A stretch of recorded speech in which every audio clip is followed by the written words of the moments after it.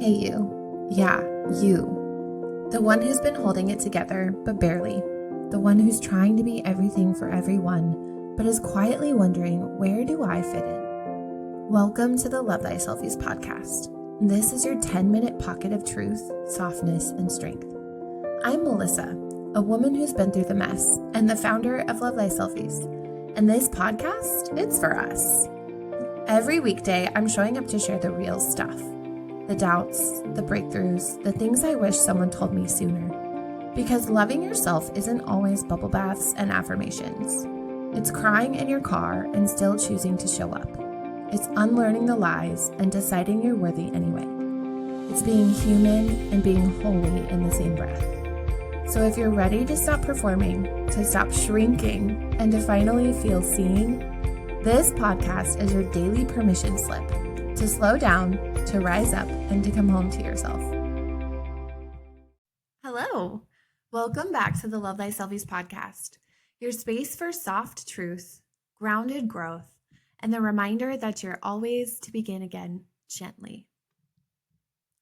And the reminder that you're allowed to begin again gently. Today's episode is called You Don't Have to Burn It All Down to Start Over. Because despite what we've been shown in movies, memoirs, and motivational speeches, not all transformations have to begin with tragedy. Not every reinvention needs a rock bottom, and not every new chapter starts in flames. Thank goodness. We've been taught to associate change with drama. Cue the breakdown. Cue the sobbing on the floor. Cue the quitting, the leaving, the huge declaration that everything must go. But what if that's not the only way? What if your transformation can be so gentle? It almost doesn't look like transformation at all. Just a steady shift, a gentle whisper, a soft exhale, a quiet no, or a whispered yes. A few months ago, my husband was laid off from his job. And yes, on paper, that's a major life event. It should have felt like a crisis, but I can honestly say that it didn't.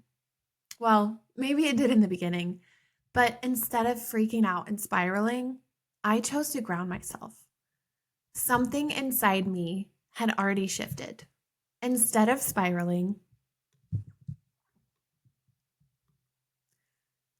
and yes, on paper, that's a major life event. It should have felt like a crisis, but I can honestly say that it didn't, because something inside me had already shifted. Instead of spiraling, I stayed grounded. Instead of catastrophizing, I got curious. Instead of collapsing, I opened, because I had been preparing not for disaster, but for alignment. And in that moment, I realized I didn't need a breakdown to choose a breakthrough. I just needed to believe. And now, my husband and I are building something better than we ever could have imagined. Not because we had to, but because we wanted to. We took the leap and did the work. We quantum leapt. Research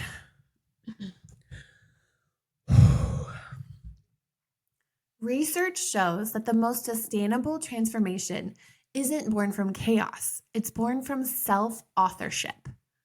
Self-authored growth is when you rewrite your life intentionally, not to survive, but to thrive. People who change from a place of grounded self-awareness versus panic tend to experience higher self-trust, better emotional regulation, stronger boundaries, and more lasting results. Why, you may ask? Because your nervous system feels safe. And a regulated nervous system is fertile ground for aligned change. You don't need pain to prove that you're ready. You need permission to pivot gently. There's a kind of courage that doesn't get the spotlight. It's the courage to change your life without burning it down first. To walk away from what's fine because your soul craves real. To leave a version of yourself that everyone accepted for a version that actually feels like you. That is true bravery. You don't need permission from rock bottom to want better. You don't need your world to fall apart in order to rise. You're allowed to shift because you want to, because it's time, because you're just ready. Sometimes the bravest thing you'll ever do is to choose to walk away from something that still works, simply because it's no longer feels like you. Here's what that can look like. There was a girl who wore the same coat every winter. It was warm, familiar. She'd had it since she was young, and everyone said it looked great on her. You always wear that coat, they'd say. It's so you. And for a while it was. But as the years passed, something shifted. The coat didn't quite feel like her anymore. The sleeves felt tight. The lining itched. It no longer kept her warm the way that it used to. She didn't hate it. It wasn't ruined. It just didn't fit the way that it once did. But she kept wearing it because it was easy, because people expected it from her, because part of her felt guilty for letting go of something that had once served her so well. Apparently, she had never met Maria Kondo. But one morning, she walked past a shop window and saw a reflection that stopped her in her tracks. Not because she looked bad, but because she didn't recognize herself anymore. And in that one quiet moment, she didn't make a scene. She didn't rip off the coat or declare a revolution or hang it on a stick and fly it like a flag. She simply exhaled and she said, "This isn't me anymore." So she took it off, folded it with care, and placed it gently in a donation bin, and walked home in the cold with nothing but the warmth of knowing that she'd finally made room for something new. Oh my gosh, that's so good. Let's settle into something new for you. That's right. It's time for some reflections. You know what to do. Deep breath in. Let it all out. Okay. Your journal prompt today. What part of my life am I ready to quietly reinvent without shame, urgency, or guilt? Just sit with that for a minute. Here's your mantra. I can begin again gently. Beautiful. I want you to always remember that you are not broken. You're not behind. You're not failing because your shift isn't flashy.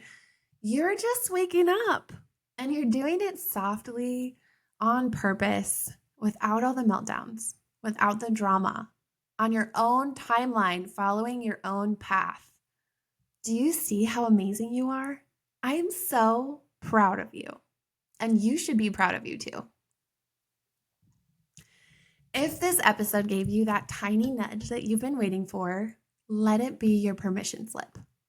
Just so you know, every time I release a podcast episode, I also write a blog post about the same topic. We just go deeper into the subject matter. For this one, I wrote a blog post about this moment. It's called Soft Rebirth, Realigning Without the Meltdown. It's simple, true, and made for women just like us. And if you're ready to build something bigger on your terms, I highly recommend the Quantum Leap course. It will meet you exactly where you are. It's what I did as soon as I found out that Jake was being laid off. I took action. I realigned. I started learning new thoughts instead of spiraling into panic. I decided to take control of my life, starting with my mind. Remember, you don't have to burn it down to rise. You just have to take one step forward to begin. And I'll be right here with you. Namaste. I want to thank you so much for coming today. If the episode spoke to your heart, please come back tomorrow. Share it with a friend. We do this every weekday. You can also find me over on Instagram at Love Thy Selfies, where we keep the conversations going. Until then, be gentle with yourself. You're doing better than you think. Just a little note from me to you. I am not a therapist or a licensed expert. I'm just a woman sharing her story, her healing, and the things that have helped along the way. Everything you hear on this podcast and read in my blog, on my course, or in my journal is meant to inspire, not prescribe. Please don't take anything here as medical or mental health advice. If you're struggling, you deserve extra support, so reach out to a professional that you trust. I will be here cheering you on every step of the way.